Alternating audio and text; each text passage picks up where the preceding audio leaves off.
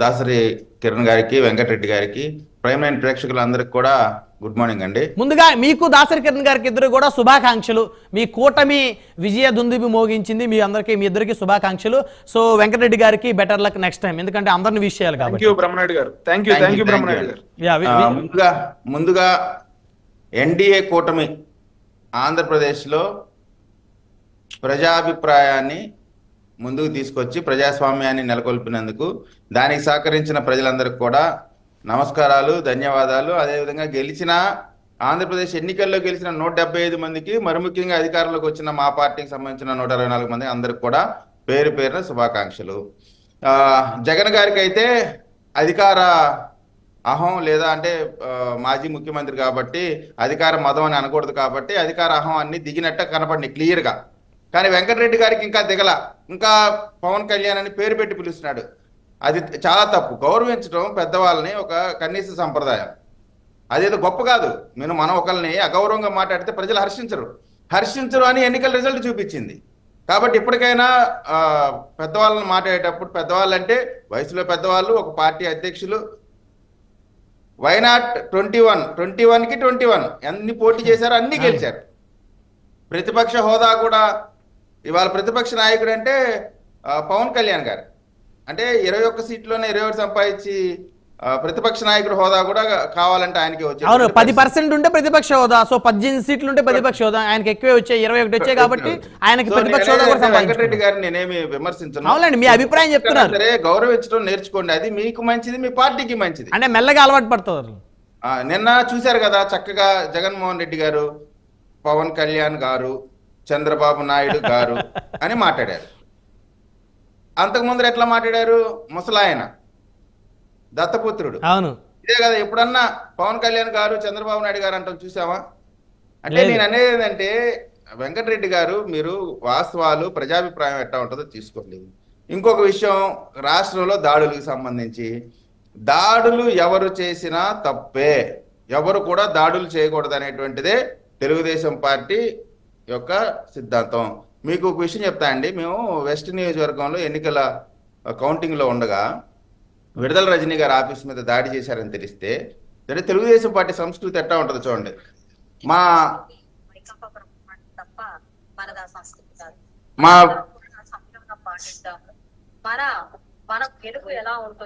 వినారు కదా, కౌంటింగ్ జరిగేటప్పుడే గల్లా మాధవి గారు మీడియాని అడ్రస్ చేసి, మనది ఆ సంస్కృతి కాదు, సమన్వయం పాటించండి, అది మంచి పద్ధతి కాదు, ప్రజలు ప్రజా తీర్పు ఇస్తూ ఉంటారు కాబట్టి మనం భౌతిక దాడులు చేయడం అనేది అత్యంత దారుణం, వద్దు, అటువంటి చేయొద్దు అని చెప్పి గల్లా మాధవి గారు ఎన్నికల కౌంటింగ్ జరిగేటప్పుడే చెప్పారు. అంటే తెలుగుదేశం పార్టీ సంస్కృతి చెప్తున్నాను. వైసీపీ కనీసం అధికారులు కూడా, గౌతమ్ సవాంగ్ గారు ఏమన్నాడు? ప్రజాస్వామ్యంలో దాడులు చేయటం వాళ్ళ హక్కు అన్నాడు. సో ఆ హక్కు వల్లే కదా ఈ రోజున మనం ఎక్కడికి పడిపోయామో చూసాం. తర్వాత పరస్పర విరుద్ధంగా చెప్తా ఉన్నారు వెంకటరెడ్డి గారు. మాకు 40% ఓటింగ్ వచ్చింది, మేమేం బలహీనంగా లేవు అంటున్నారు. మరో పక్క ఏమంటున్నారు? ఇది ఈవీఎంలు ఏదో మ్యాజిక్, మిషన్ మ్యాజిక్, అయ్యే మాకు అనుమానాలు ఉన్నాయి అంటున్నారు.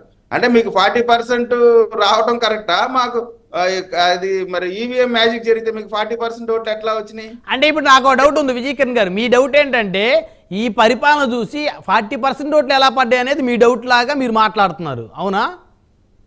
ఒకటండి, ఇప్పుడు 40% పడటం అనేది నిజంగా అయితే ఆలోచించాల్సిన విషయమే.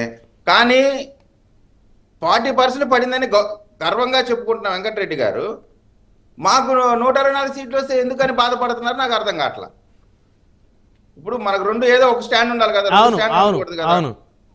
సో అది అది అది అంటే ఓటమి జరిగినప్పుడు కొంచెం ఏదో ఒక బాధ ఉంటుందండి. ఆ బాధ ఇప్పుడు ఆయన ఏం చెప్పుకోవాలి, ఏం చెప్పుకోగలుగుతారు? ఏం చెప్పుకోలేరు కాబట్టి ఏదో ఒకటి చెప్పుకోవాలి కదా. మరి ఇప్పుడు ఈ ఓటమికి వాళ్ళ అధికార ప్రతినిధులు పంచి ప్రభాకర్ కారణమే, శ్రీరెడ్డి కారణమే, బోరుగడ్డ అనిల్ కారణమే కాదు. పంచి ప్రభాకర్ అనే వ్యక్తి కూడా పాపం జగన్మోహన్ రెడ్డి గారిని ఎలా పడితే వెంటనే ప్లేట్ తిప్పాడండి. వెంటనే అధికారం వస్తా వెంకటరెడ్డి గారు తర్వాత వారి తర్వాత మీ దగ్గరికి 2 నిమిషాలు ఉపయోగపడండి. మాట్లాడేటప్పుడు కొంచెం కరెక్ట్ మాట్లాడమండి. వాళ్ళు ఎవరు మా అధికార ప్రతినిధులు కాదు. అంటే మీ పార్టీకి సపోర్ట్ గా మాట్లాడారండి. అధికార ప్రతినిధి అంటే వాళ్ళకి అఫీషియల్ మ్యాండేట్ లేదు. విజయ్ గారు అధికార ప్రతినిధి అనొద్దులే విజయ్ గారు, వారి పార్టీ మద్దతుదారులోనండి, వారి మద్దతుదారులోనండి. షర్మిలా గారిని తిట్టడానికి బోరుగడ్డ అనిల్కి శ్రీరెడ్డికి గొట్టం పెట్టారు, సాక్షి గొట్టం. మరి మేము అదే పొరపాటు పడి ఉంటాం ఒకవేళ అయితే మీ మద్దతుదారులు అయి ఉండొచ్చు. అయితే సో వాళ్ళు మాట్లాడిన మాటలు మనం ఏం మాట్లాడాం, మనం ఏం చేసాం, అవన్నీ అంటే ఇప్పుడు చేసిన తప్పుని సరిదిద్దుకొని ప్రజాక్షేత్రంలో ముందుకెళ్లాలా. 67, 66 సీట్లో వచ్చినప్పుడు అసెంబ్లీని వదిలేసి ప్రజాస్వామ్యాన్ని అగౌరవపరిచి ఈ రోజున వెంకటరెడ్డి గారు ప్రజాస్వామ్యం అయ్యి అని మాట్లాడతామంటే నవ్వొస్తా ఉంది. ప్రజాస్వామ్యం మనం అధికారం ఉన్నా గౌరవించాలా, లేకపోయినా గౌరవించాలా. అధికారం ఉన్నప్పుడు మాత్రం ప్రజాస్వామ్యం రాజ్యాంగం ఏమి ఉండవు, అధికారం పోగానే ప్రజాస్వామ్యం రాజ్యాంగం అంబేద్కర్ గారు గుర్తొస్తారు. అసలు ఎంత అంటే అధికార మదం ఎంత తలకెక్కిందంటే ప్రపంచ మేధావైన అంబేద్కర్ గారి పేరును కూడా తీసేసి జగన్మోహన్ రెడ్డి గారి పేరు పెట్టుకున్నారు. అసలు ఎక్కడన్నా ఇవన్నీ సమాజం చూడదనుకున్నారా? వాటి రిజల్టే ఇవన్నీ. ఒక అమాయక దళిత కుర్రాన్ని చంపి ఇంటికి పంపించేశారు, వాడిని తీసుకొని మళ్ళీ పక్కన పెట్టుకొని తిరిగారు. ఇవన్నీ గమనించట్లేదు అనుకుంటున్నారా? అన్ని గమనిస్తారండి. మనం తప్పులు చేస్తే అధికారం అనే ఆ పొరలో మనం ప్రయాణం చేస్తే ఏ విధంగా ఉంటది రిజల్ట్ అనేది ఇప్పుడు స్పష్టంగా అర్థమైంది. అసలు మీకు ఇంకొక విషయం చెప్తాను. అసలు వాళ్ళ ఓటమి కారణాలు వాళ్ళు ఓడిపోయిన ఎమ్మెల్యేలు మాజీ మంత్రులే చెప్తున్నారు. ఆ ధనుంజయ రెడ్డి అనేవాడు ఒకడు ఉన్నాడు అని బూతులే, నేను అంటాం కాదు, వాళ్ళే. Raja garu, I think Rajanagar ex MLA Jakkampudi Raja garu మాట్లాడారు. అసలు వాళ్ళ ఓటమి కారణం వాళ్ళే చెప్తారు. అవును, మమ్మల్ని కలవనివ్వలేదు, మేము పొద్దున 10 గంటలకు వెళ్ళి అర్ధరాత్రి వరకు కూడా పడిగాపులు కాసినప్పటికీ కూడా మమ్మల్ని సీఎం గారిని కలవనివ్వలేదు అని చెప్పేసి అన్నారు ఆయన ప్రెస్ మీట్ లో. మరి కారణాలు వాళ్ళే చెప్తా ఉంటే మళ్ళీ ఈవీఎంలు అంటారు, మ్యాజిక్లు అంటారు, ఒరిస్సా అంటారు. ఇవన్నీ మన ఓటమిని కూడా హుందాగా అంగీకరించేటువంటి మనస్తత్వం ఉండాలి. మనం ఓడిపోతే మిషన్ పని లేదు, మరి 151 సీట్లు వస్తే అప్పుడు మ్యాజిక్ ఏం లేదా? అవునవును అవునండి, చంద్రబాబు గారు గతంలో అన్నారు, జనసేన వాళ్ళు కూడా అన్నారు. నేను చెప్తున్నాను కదా, ప్లే ఇంత విక్టరీ వచ్చినా కూడా చంద్రబాబు నాయుడు గారు అన్న మాట ఏంటో తెలుసండి? చంద్రబాబు నాయుడు గారు అధికారం శాశ్వతం కాదు, ప్రజలకి సేవ చేయాలా అని ఈ ల్యాండ్ స్లైడ్ విక్టరీ వచ్చిన తర్వాత చెప్పారు. అందుకని అధికారం అనేది ఎవరికి కూడా ఒకే విధంగా జీవితకాలం ఉండదు. ఈ రోజు ఇటు ఉంటది, అటుంటది. రాజకీయాల్లో అధికార మార్పిడి అనేది ప్రజాస్వామ్యంలో సర్వసాధారణంగా జరుగుతూ ఉంటది. కాబట్టి మేము ఖచ్చితంగా ఇప్పుడు ఎట్టా పరిపాలన చేయకూడదు అనే దానికి బెస్ట్ ఎగ్జాంపుల్ 19 నుంచి 24 వరకు జగన్మోహన్ రెడ్డి గారు చూపించారు. మేము అలా చేయకుండా ప్రజలకి మంచి చేసే పరిపాలన మేము చేస్తాం. జగన్మోహన్ రెడ్డి గారి పరిపాలన లాగా చేస్తే ఏ రిజల్ట్ వచ్చిందో మాకు తెలుసు కదా. అటువంటిప్పుడు మేము ఎందుకు చేస్తాం ఇటువంటి కార్యక్రమాలు? అయినా అక్కడక్కడ కొంతమంది ఆవేశాలు ఉంటే వారు ఏదైనా దాడులు చేస్తే దాన్ని కూడా మేము తీవ్రంగా ఖండిస్తున్నాం. నేను సాక్షిగా అందరికి తెలుగుదేశం పార్టీ క్యాడర్కి విజ్ఞప్తి చేస్తా ఉన్నాం. మన పైన గతంలో అనేకమైనటువంటి దాడులు, తప్పుడు కేసులు, మనల్ని ఊర్లు వదిలిపెట్టిపోయేటువంటి పరిస్థితి, రకరకాలైనటువంటి ఇబ్బందులు పెట్టారు. అయినప్పటికీ కూడా ప్రజాస్వామ్యాన్ని గౌరవించి ప్రజాస్వామ్యయుతంగానే మనం ప్రవర్తించాలా, ఎవరిపైన దాడులు చేయొద్దని మాత్రం చెప్తున్నాం.